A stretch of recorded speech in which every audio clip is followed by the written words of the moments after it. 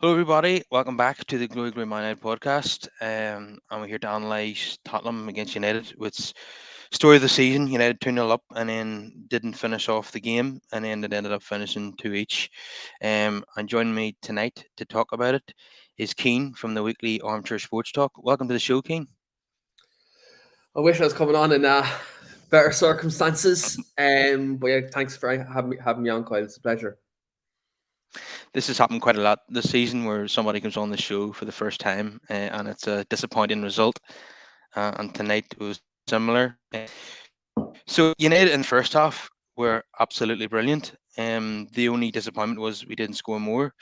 Lovely to see Sancho get on the score sheet. Magnificent take from him, and then brilliant goal by Rashford. Ruthlessly taking it past Eric Dyer and smashing him with his left foot. Love to see, loving Rashford scoring goals with his left foot this season, which we hadn't seen from him at all in previous seasons. And then the second half, obviously Spurs must have got the hairdryer treatment at half time because they came straight out of the blocks. We looked a bit complacent, as if we had the game won already. They got one goal, and then we had an opportunity right away to kill the game off again. Bruno Fernandes hits the crossbar from about 6 yards out, and that turned out to be pivotal in the end, with Spurs scoring another goal and probably even could have won the game in the end. Um, Casemiro had a chance to win the game at the end, but no, didn't manage to get the header on target. But yeah, it just feels like a defeat, doesn't it? And it probably feels like a win for Tottenham. So very disappointing night, wasn't it, Keane?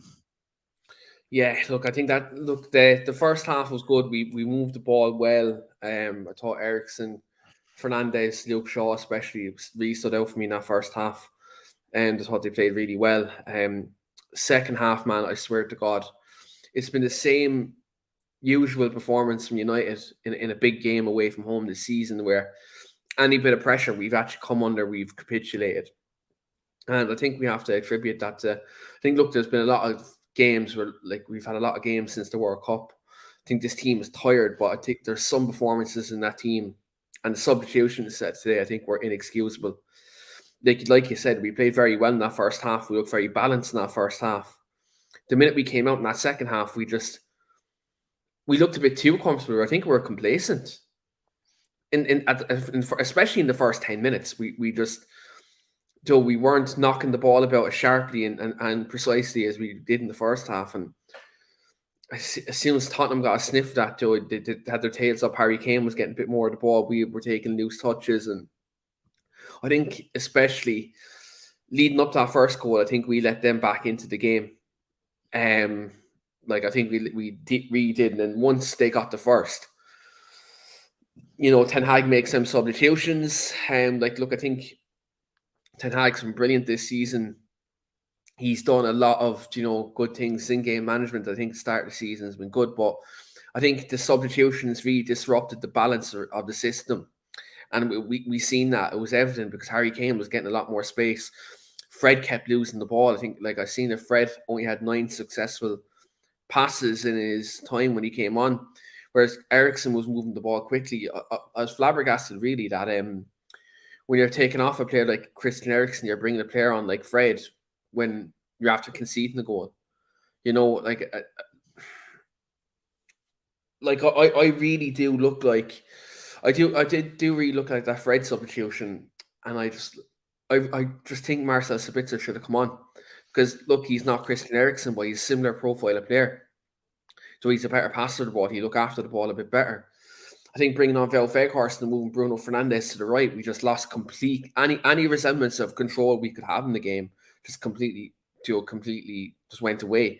So I do think, look, the first 10 minutes, second half, kind of set the tone for what the performance overall in the second half was going to be. But then the substitutions, I think, have really killed it for us towards the end. And look, I think it's a big reflection on how the gulf of quality from the first 11 to the benches. And look, it's one thing in the summer we're going to have to address, and I do think, like, watching Harry Kane tonight, especially up front for Spurs, we are crying out for a top class number 9. Yeah, I thought Keane was magnificent in the second half. Not only is he a brilliant goal scorer, but he's also a brilliant playmaker as well. And anytime he's on the ball, I was afraid that he's going to create something, and he was doing that quite a bit. Now, the only objection I have to signing Harry Kane, if he could make that happen, is his age. He's also going to be 30 in July, so not many years left. And so much in recent seasons we've been signing, players towards the end of their careers, and ideally I'd rather sign someone 25 or under if possible. But come back to tonight, yeah, the Ten Hag substitutions reminded me of the Sevilla home match, where he Mm. brought a bunch of subs and disrupted the flow for United. He will probably tell us after the game tonight that it was to do with the fact that so many players had played 120 minutes on Sunday, and they were tired and he wanted to give them a rest. Uh, but like you said, he could have brought on Sabitzer for Ericsson if he was leggy. Fred, you just never know what you're going to get from him. He can Mm. be brilliant when he comes on or starts, or he can be absolutely awful. And tonight, every time he was in possession, he gave the ball away. And according to one of the people in the chat here, um, GDPC 98, he says Martial lost the ball 4 times, zero shots, zero dribbles, zero chances created. The Super League beckons for Martial. Yeah, I wouldn't. Jadon Sancho obviously scored a magnificent goal, and he was a threat tonight. Uh, can you understand the logic of taking him off for Martial? I think maybe system wise, yeah, like bringing on number 9, maybe to bringing on Rashford to maybe try stretch Tottenham Joe while they're playing kind of a higher line. I can understand maybe from that tactical perspective why he done it, but Sancho was playing well. He is Joe his 1-2 touch. Passing was good. I do think him and Ericsson did on that left channel, they did link up well.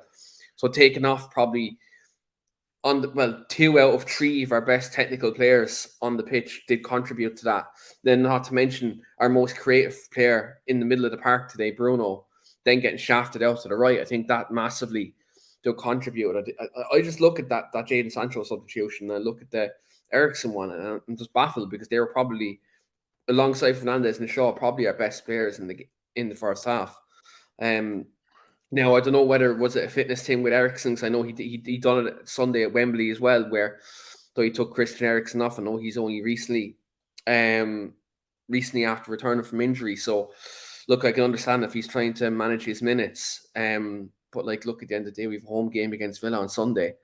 Though, like, you'd like to think we'd probably have a better chance of winning that than today. So though if there's any time to rest Ericsson, maybe you don't play him from the start on Sunday, though, especially when you're 2-0 up in the game. 2-0 is a dangerous scoreline. We haven't beaten a big six team at home this season, like away from home, sorry, this season. So making a substitution like that, just again, the in-game management today just wasn't there from Eric Ten Hag. And look, it happened last week against Seville as well, where the in-game management wasn't there. Wrong substitutions were made, wrong team selection. And look, I can understand to a degree. There's injuries in certain positions that are kind of hindering us at the minute. Like, look, especially think a centre half, we're like with Varane Martinez out, like we're not able to play progressive passes.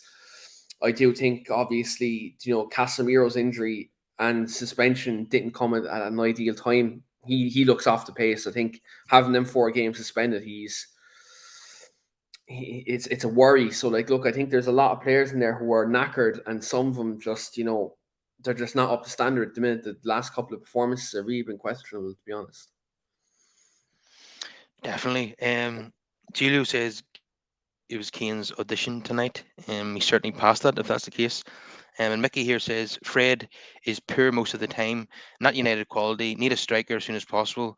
Would you take Ivan Tony if the price is reasonable? I would absolutely. I think the only issue with Tony is that is the gambling ban might be hanging over him.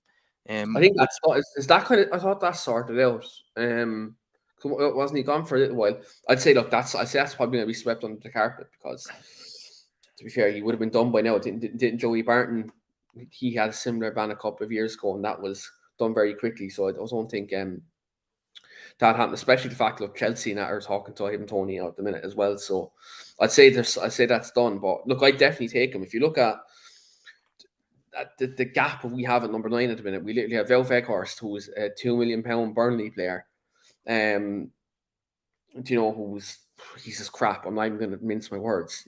Well, Fairhurst is useless. He's great work rate. I appreciate that, but from a technical point of view and in front of goal, he's just not good enough. Martial doesn't keep fit long enough to get a sustained run in the United team. Rashford's way better off the left hand side. He's not a natural number 9.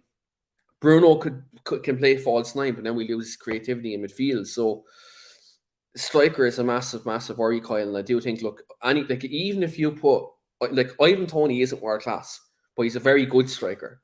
Do you know what I mean? He's in that bracket of kind of himself, likes of him, Callum Wilson, Antonio. He's in kind of that bracket of number 9. You put one of the 3 of them in United's team, all of a sudden our team looks a lot better. I know we're looking at world class number 9s like Keane, Osimhen, Vlahovic, players like that. That's who we're looking at. But even if you put just a very good number 9 in this team, you'd see a much better United. Because at the moment, we're not making them runs across the 6-yard box. You see the amount of times we whip balls in Wan-Bissaka or Sancho whipped in a ball tonight, and there's no one making that run across the keeper. And that's basic, man. Even Ollie Watkins would make a big difference to United. There was a few times tonight where it really frustrated me. Where there's a really good ball played into the box or across the 6-yard box, and there's nobody gambling to get on the end of it. I totally agree with you about Weghorst. I really like the guy, love his work rate, but he's not even as good as a Gallo. He doesn't even bring see the goal that a Gallo scored in Austria, where he's toe tapping it with the left and right, and he volleys it in off the crossbar. Weghorst doesn't even have that in his locker. He couldn't do that because he's nowhere near good enough. He's not, and Julio mentions Marouane Fellaini. If we played him up top today, we'd have a lot more presence up there than what we do have without Weghorst. I understand Weghorst's pressing and the yards he covers, and to some extent he could bring players into play. But arguably, if you play him up top, it's like we're playing with 10 men. There's literally not a vocal point up there. And then if you're playing him and let's say Sancho on the same team where he's not a proactive presser. Do you know what I mean? He's good on the ball. He's not a proactive presser. All of a sudden, teams are finding it easy to play off from the back against us because there's no mobility there. It's a tough one on Weghorst. I think when he came in initially, he made a bit of an impact. But I think, do you know when he came in and he played, he was playing well and he was pressing from the front? I think we missed that because Ronaldo wasn't doing it at the start of the season. And it looked good that we had a striker that ran. Do you get what I'm saying? We had someone up there who ran, and all of a sudden we all kind of we all lapped that up. But I swear to God, if it's a very bad sign if we get new ownership and we sign him permanently in the summer. I want him nowhere near this football club till come July. Yeah, I know he's Dutch, but surely Ten Hag can't justify giving Weghorst a permanent contract. From what I understand, he's in talks to rejoin Besiktas in the summer. That makes sense to me. So a few other things I want to talk about tonight. Casemiro, he doesn't look himself in recent weeks, does he? He still looks a bit off it. Looks a bit casual. He's been giving the ball away a lot. It's been a massive drop off from his performances before the four game suspension. Can you think of a reason why there's been a drop off in Casemiro?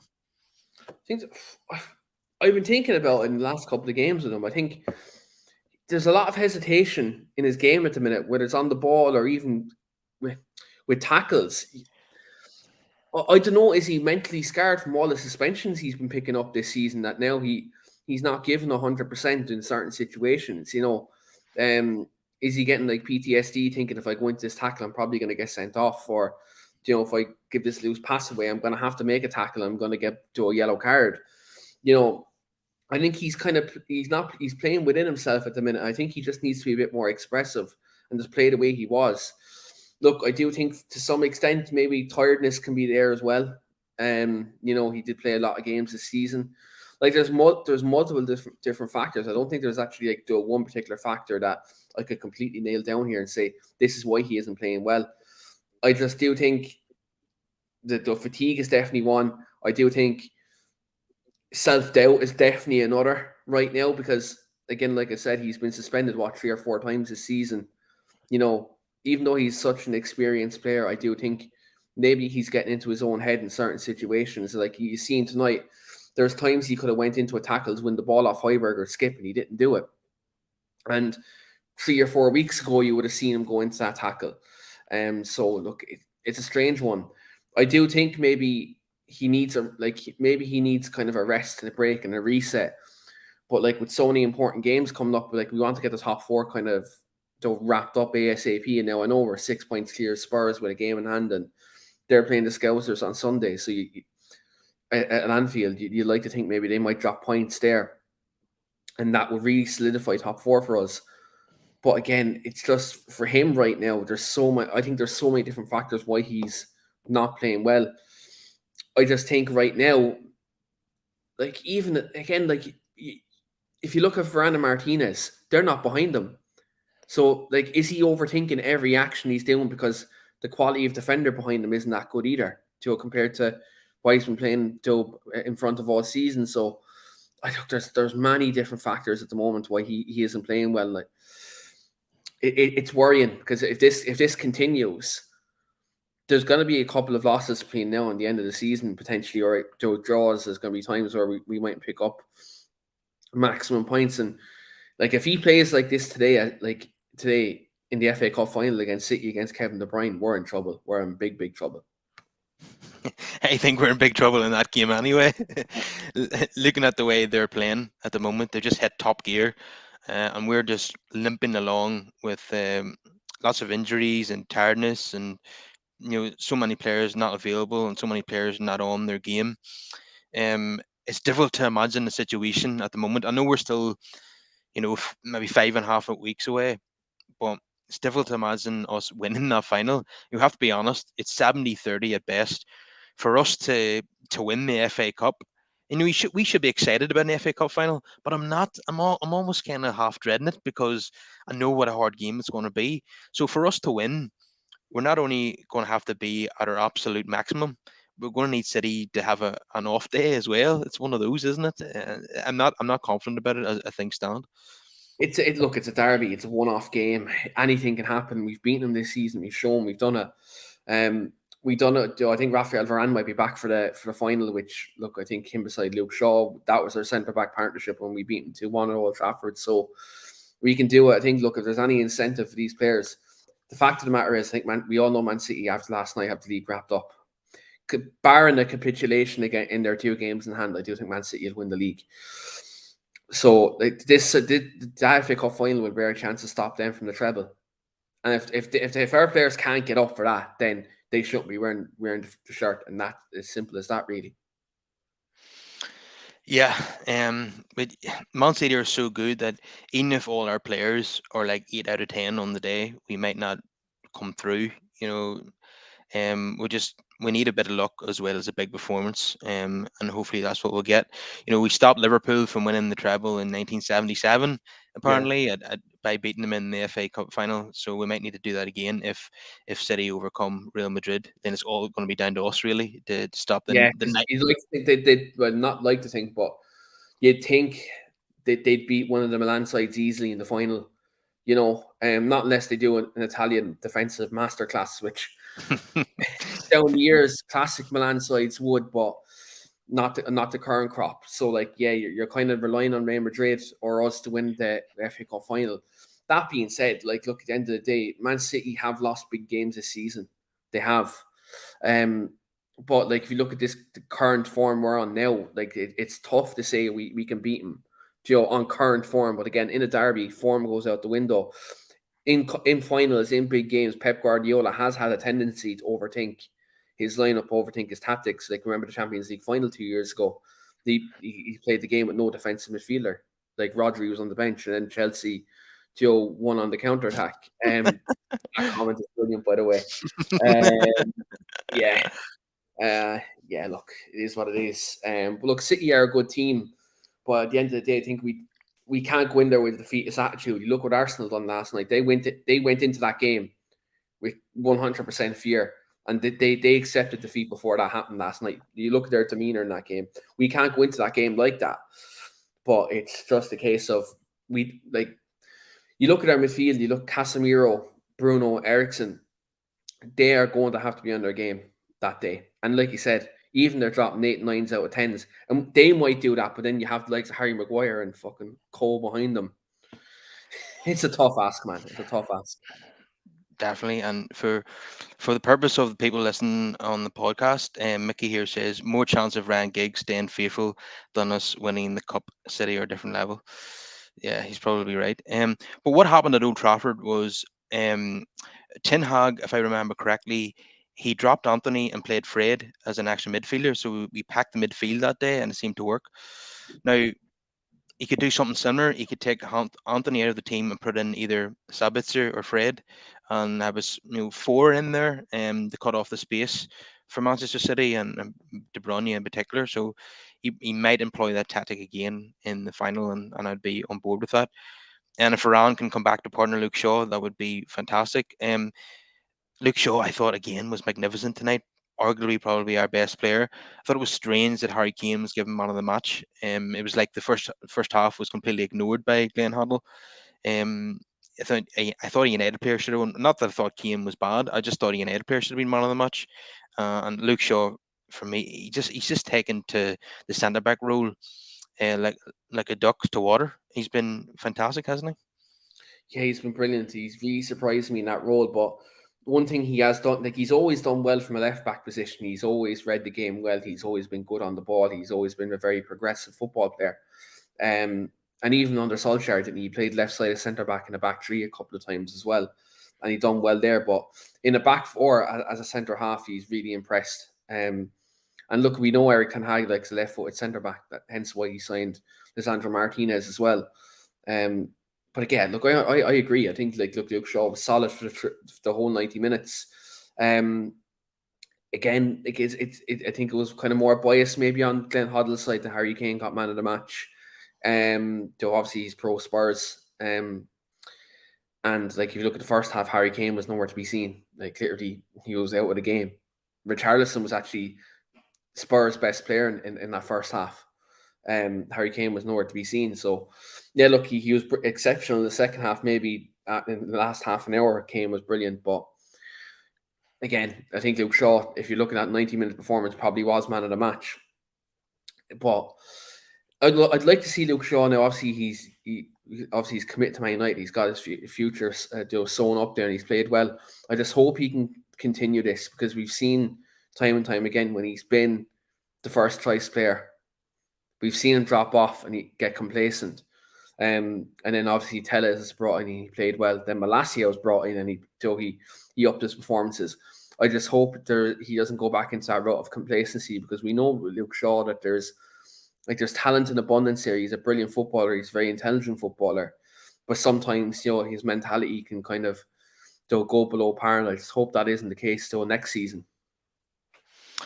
Yeah, well, that's obviously something that Ten Hag will have to manage, and he's managing it well so far. Another thing I wanted to mention was do you understand why even Spurs were doing it as well, where a centre back takes the goal kick to the goalkeeper, and then the goalkeeper not either kicks it long or knocks it out to the right back? What's the sense of a centre back taking a goal kick? And it invites the press, and then it just really concerns me. It really gives me the jitters when United start passing the ball around the back. Do you like that policy, or would you like to see us go long more often, especially with the gay and goal?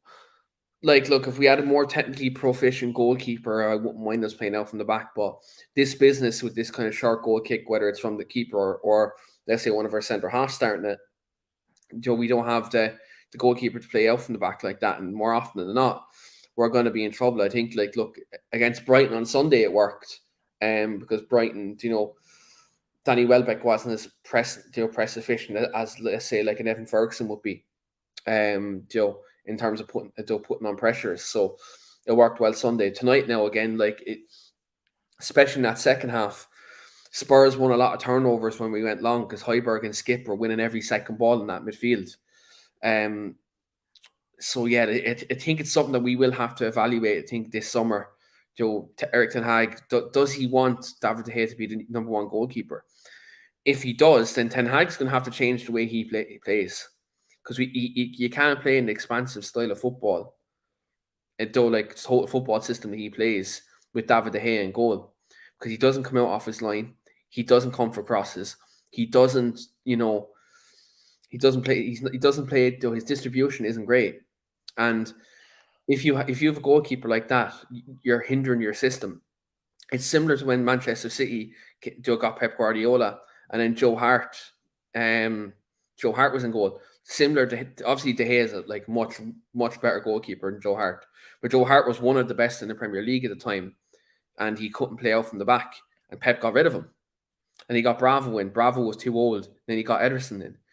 United need to do the same here. And I've been saying this for 2 years, even when De Gea got dropped for Dean Henderson at the time. Like, if you remember the clean sheet record we had when Henderson went in goal in the lockdown season for that 10 game period, we were so much better because we the keeper would come off the line, he came for crosses, and his distribution was actually quite good.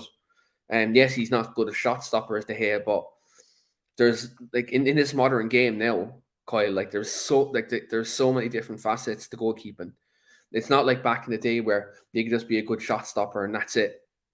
And especially look, if we're playing with this current injury crisis that we have now at the back, and you're playing Maguire and Lindelof at the back or whoever instead of Varane and Martinez, they're getting caught in the break a lot.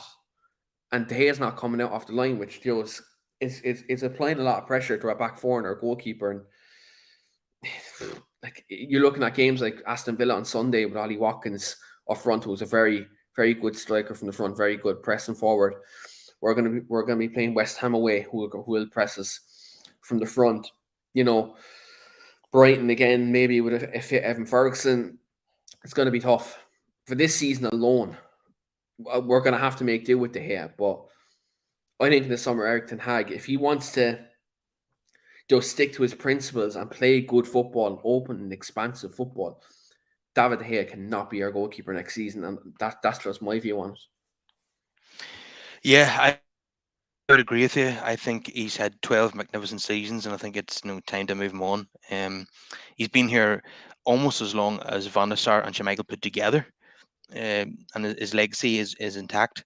But like you say, to be a successful team in this era, you need a goalkeeper that can do a lot more than shot stopping. And De Gea, that's the only thing he brings to the table. And every other attribute he is lacking. And it's not even that he's average at everything else; he's terrible at everything else. Um, so it is something that needs to addressed. I can't see Ten Hag changing his style of play to adopt to De Gea. I think it's more likely that he moves him on and brings somebody else in. So it's a big decision to make in the summer. Julio here mentions Timo Horn. He plays for Cologne. He's going to be a free agent in the summer. I have to admit, I haven't seen this I've goalkeeper never play. heard of him until that comment now, so I wouldn't know. I'll be honest, I haven't a clue if he's good or not. But yeah, look, if he's going on a free from Cologne in the summer, is he that good? I don't know. People might educate me on that. Yeah, it's hard to pick out a candidate that really stands out as a goalkeeper. I suppose ideally what we're looking for is someone who's not much of a drop off in terms of a shot stopper, but is magnificent. At the more the modern things. Like sweeping up. But You you know, look at that though, like Kyle, for example, like if David De Gea leaves, see this bullshit of us giving away the ball from our goal kicks and situations where we're making mistakes and he's not coming out for crosses or anything like that. A lot of them saves that he's making would be avoided if he was more commanding of his 18-yard box. Like, a lot of them situations wouldn't be the case. I think he actually, it's great the saves he makes because they're unbelievable. Like, don't get me wrong, but he puts us in a lot of them situations, yeah, and that's why he has to make them saves. And I think look, short term he's okay, but long term, if we're going to play well and we want to challenge for the league or to progress in the Champions League next season and play against the best teams, he cannot be in goal. You could have Varane and Martinez at the back, and if we're playing PSG and Mbappe is pressing from the front, you can believe me right now, David De Gea not coming out off his line is going to be a massive, massive problem. yeah. He's just keepers like Manuel Neuer, Ederson, and Allison and Courtois, they've just left him behind. He's just so limited as a goalkeeper, and I don't think we can win the Premier League with David De Gea anymore, especially when we're up against a team as good as Manchester City. So it's definitely something that Ten Hag needs to decide on pretty quickly. Mickey here in the comments says, I know Ferguson just signed a new contract, but I think that's Brighton just protecting their asset. Yeah. And he's the striker that he would bring in, and I certainly wouldn't be against that. Wouldn't it be brilliant to have an Irish striker at Old Trafford? Keane, I can't remember when's the last time that happened. You must have to go back to Frank Stapleton, maybe. Yeah. Yeah, a long time ago for an Irish striker now. I know, obviously, we had, I think the last Irish player to play for Man United was Leo O'Connor, currently at Celtic right now. And that's the last Irish player we've had. But even then, he was in the under-23s. He actually never made a first team appearance.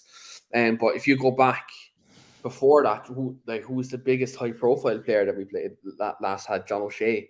That was the last, big first team Irish player we had. Before that, obviously, Roy Keane, Liam Miller, God rest his soul, and like others, we haven't had an Irish player play for United. Now, you can look at that in two ways. I think that's obviously a reflection of the current crop of players that the FUI have brought through in the last 20 years. But look, I think Evan Ferguson is destined for the top now, whether that's at Man United or another club. I think he's definitely someone who's going to be a mainstay in the Premier League and be a brilliant goal scorer. The ideal situation for me this summer would have been get Harry Kane and get Evan Ferguson in, get them both in. And obviously, you have Joe Ferguson's development period under one of the best strikers in Premier League history in Harry Kane, and learn from him. And look, I think that would have been an ideal situation for me. But look, as an Irishman, I'm not going to be too disappointed if he doesn't sign for us, because he's under a very good manager in De Zerbi, who I think right now, if he continues developing there, he can score 15, 20 goals a season in the league.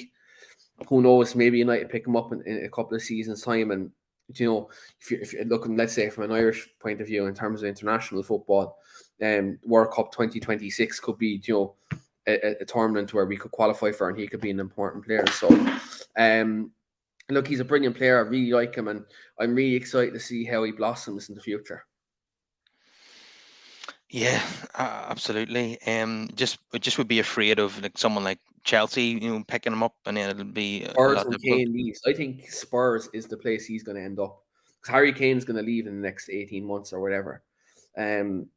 Whether he goes to United or he goes to like Bayern Munich or someone like that. He's that type of Daniel Levy signing where he's young, cheap. He's not homegrown because he's Irish, but he's from in and around that area. He's from the British Isles, you can almost say. He's that type of project signing, for Spurs. So I'm like you, Chelsea, Tottenham. Do Liverpool want to go in for a classic number 9? It's a tough one. Like, do United take the gamble this summer and say, do we want to take the risk, bring him in now, blood him in, or do we bank on Brighton, keeping him?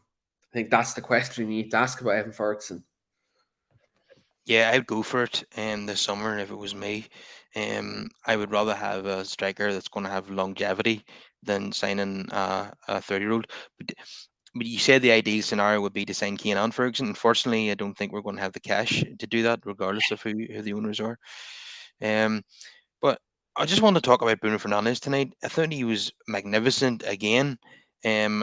The only downside was him hitting the crossbar from about 6 yards out, and that would have finished Tottenham off. I think he got a really good assist for Rashford's goal.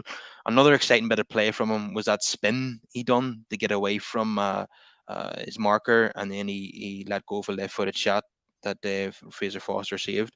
But he was magnificent against Forest, wasn't he? And was really good against Brighton in the FA Cup semi-final. Again, just in front of goal is what let him down. But certainly he's on top of his game at the moment. Even if he hasn't scored in 10 games, but no, creatively he's doing so well at the moment, and he's going to be very important in the coming games. When we're looking at qualifying for the top 4 and obviously the FA Cup final. So it is a positive that he's on top of his game, but unfortunately in front of goal, he's not quite putting the chances away at the moment. But that's kind of United in general, unfortunately, isn't it? Yeah, look, I think with Bruno at the moment, it's in front of goal he hasn't been great, but I think from a creative point of view, he's been brilliant, and his overall game has massively improved in the last 12 months. I think he's become more of a complete footballer in the last year than Joe. I actually think this season he's not getting the goals that he did. When he's under Solskjaer, he was scoring like those 20 30 goals a season.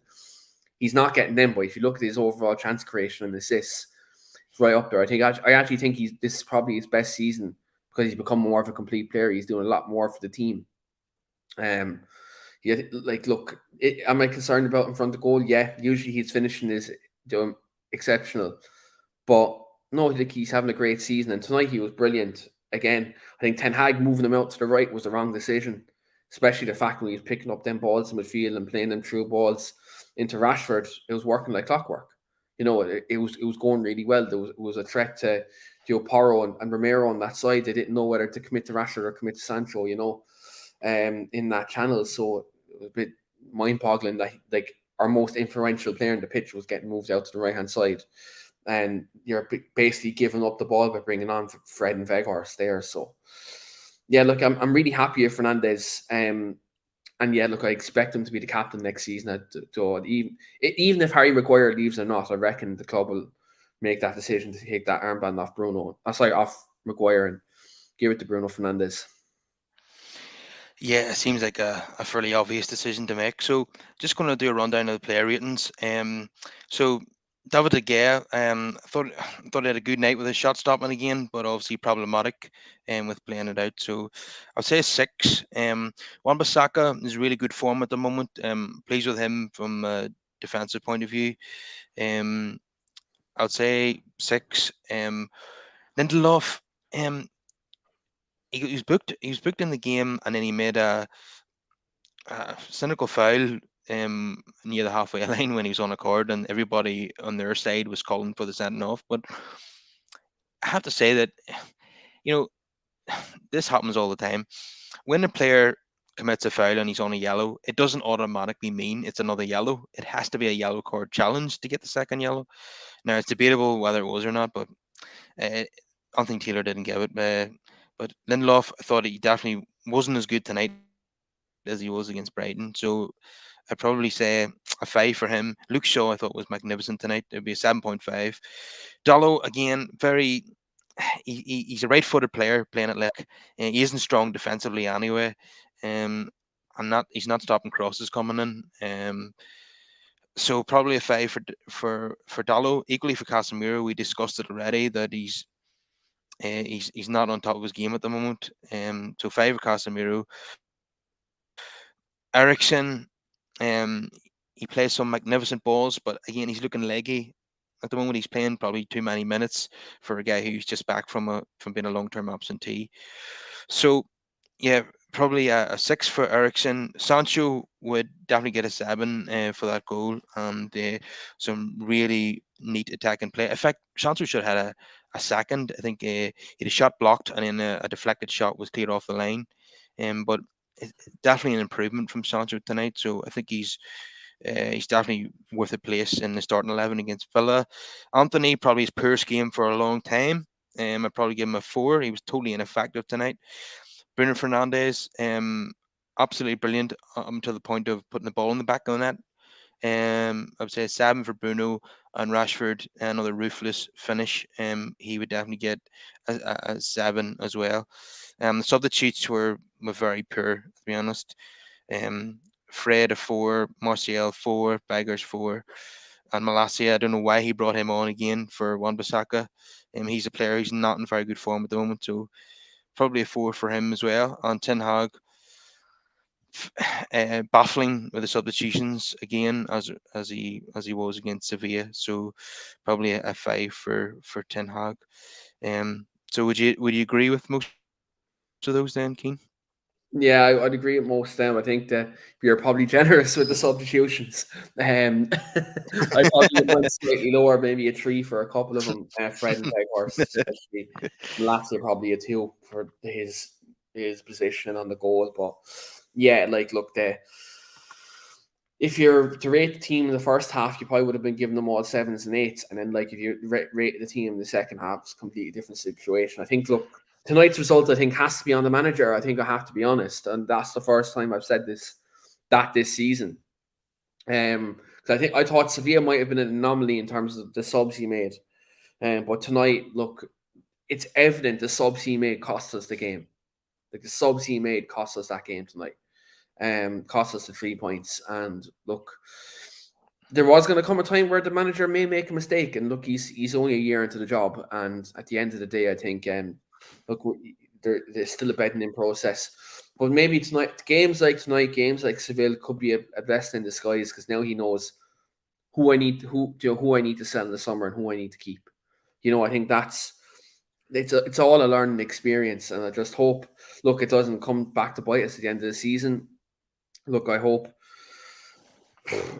as much as I hate to say it, I think for the next couple of games, I just play the first 11 for as long as you can. Get top 4 sewn up, and once top 4 is sewn up, then you can make a few changes and rest the big players for the City game. I think that's what he should do now, because look, he's 6 points clear of Spurs, 2 games in hand, 7 points clear of Liverpool at 1 game in hand. Just win the next three or 4 games. You'll get them points. You'll get them points on the board. Get top 4. You'll sewn up, and then look. If you want to have a look at Malacia, if you want to have a look at Fred in midfield, if he wants to give Palestri a run, or players like that, then we'd be in a better situation. But right now, it's all about getting the points on the board as quickly as we can, and then getting a fully fit and firing squad for the derby in June.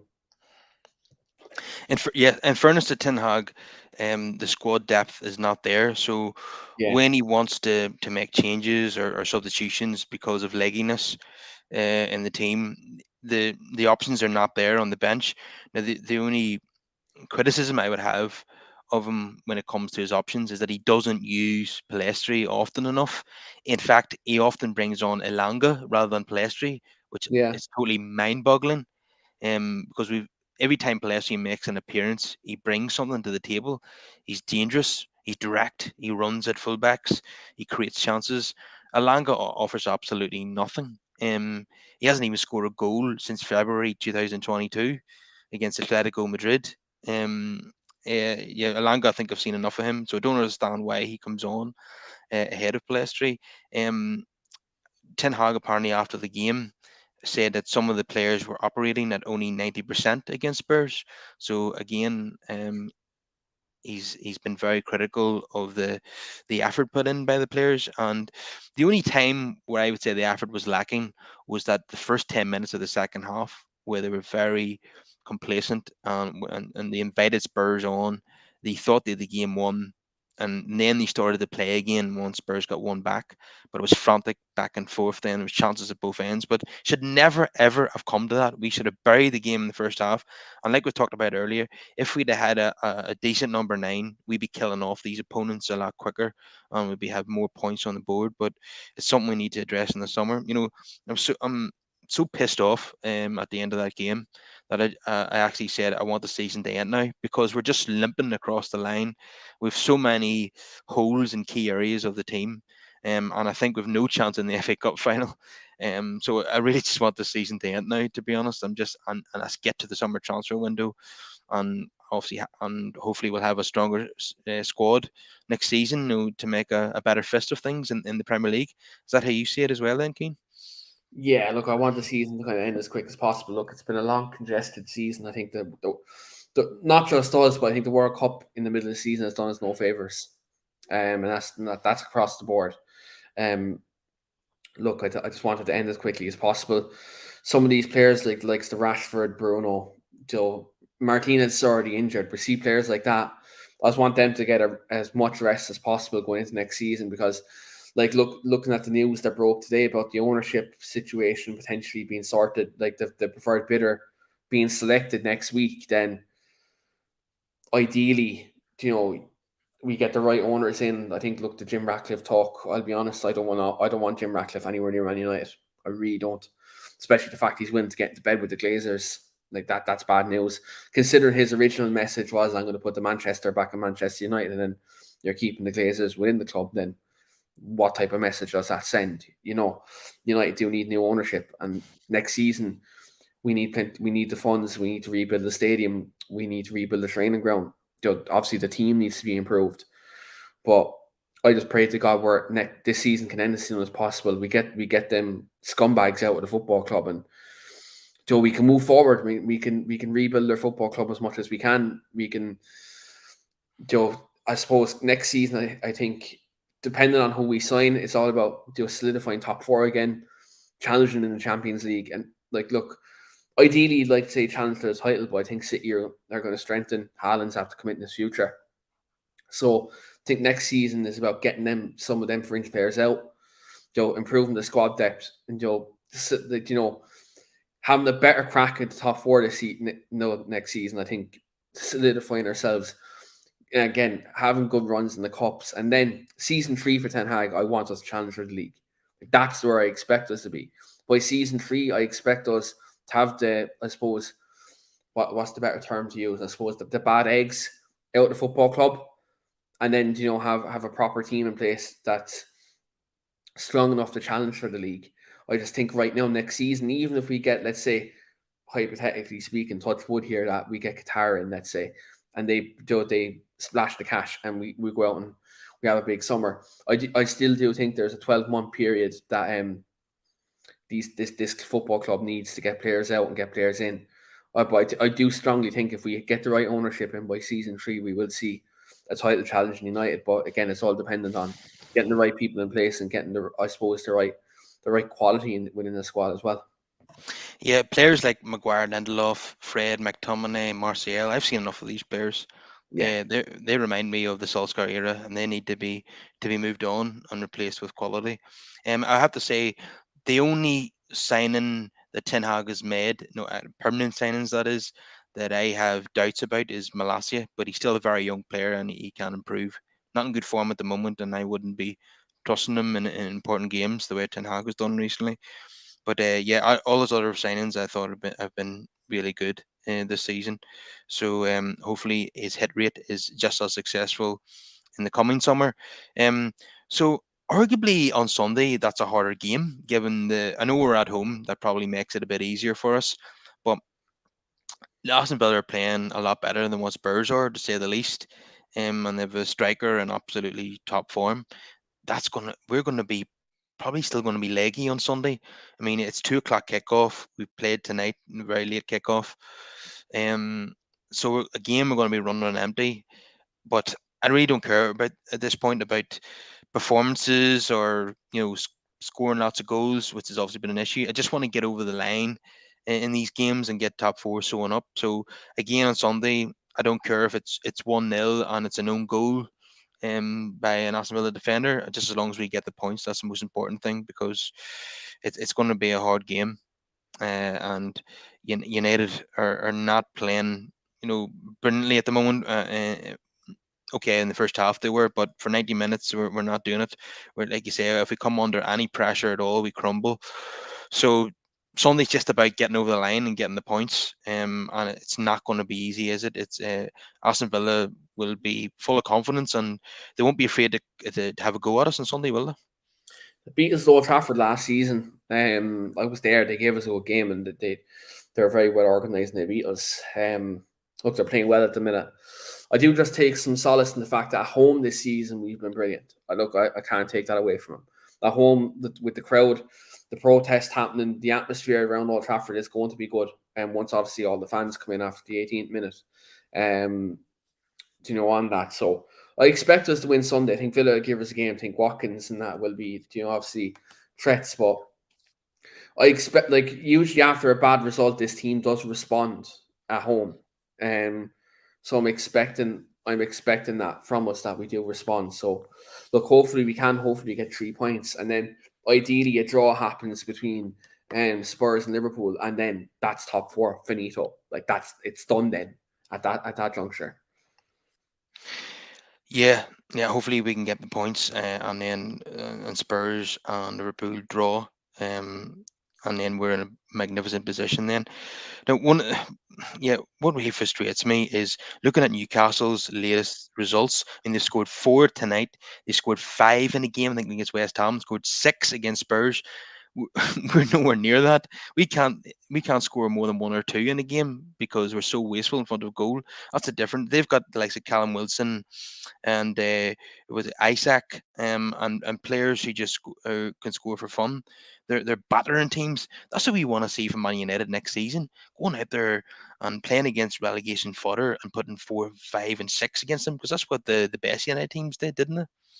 Yeah, look, I think again, like I said earlier, we're just lacking a number 9. Like if we had Callum Wilson up front, we'd be beating teams 2-3-0 rather than 1-0 or 2-1. You know, it just is what it is. I think we're just lacking a number 9. Bruno's not scoring as many goals, but he's contributing in terms of assists. Because he's playing it slightly deeper. I think that's why we're not scoring as much. Like if you look at United's goal difference right now, United's goal difference is +9, Newcastle's is +32. And if you look at United's top goal scorer, it's Marcus Rashford, right, this season. Obviously 29 goals in all competitions. You look at United's next top goal scorer after that, it's Bruno on 10. Do you know what I'm saying? Like I think that's the problem we have at the minute. We lack a number 9. Now, look, it's a pity to a degree and an extent how the Ronaldo situation ended. Because ideally, it would have been great in a situation if him and Ten Hag could have just made up for the season. Ronaldo stayed for the year. And you see some of these chances we're not putting away, he puts them away. Do you know, I don't agree with him going off to an interview with Piers Morgan. Like, that was wrong. That was low. But, like, he even said himself he regrets doing it. If he just didn't do that, and you look at some of the games where we haven't put chances away, and he, like, bringing him off the bench instead of, like, Vel Veghorst, let's say, for example, we'd have the top 4 wrapped up now. So we'd probably be about 5-6 points better off this season if he was still here. I think not replacing him this January was criminal. It was criminal. Bringing in Vel Veghorst for Cristiano Ronaldo, you know. And again, that's on the Glazers. Like, that's on the Glazers. 100% it's on the Glazers. But yeah, like losing Cavani and Ronaldo and that other fella and that other striker in the space of 12 months and not replacing them, that's been criminal by the football club. And look, the goal difference this season shows that in abundance. Like you look at the goal difference, let's say if you look at the goal difference in the top 4 right now, Kyle, Arsenal around 40, +40, Man City around +53, Newcastle 32, and then we're on 9. That's just evident of where our problems are. Yeah, it's the goal difference of a mid-table team, really. It's something that really, really needs addressed, and it's hard to watch teams above us scoring so many goals, and we can't kill off games because we can't seem to score more than 2 in a game. Even games where we've done really well at home against the likes of Bournemouth or Forest, we've only scored 3 goals in those games. You can't remember. I think we scored 4 against Betis at home in the Europa League, but I can't remember too many occasions where we got 4 in a game. It's been really frustrating season in front of goal. +9 for Manchester United at this stage of the season is just absolutely ridiculous. But we'll wrap it up there. Thanks for coming on the show, Keane. It's been a pleasure to have you on. Thanks very much for having me, Kyle. Joe, it's been a good conversation. We'd definitely love to come on again, and look, we'll definitely get you on my podcast as well, in the near future as well. Yeah, definitely. And the link to your show is in the description as well. If everyone could please smash a like on the video, get your comments in down below, and please subscribe to the channel. And I will see everyone again on Sunday.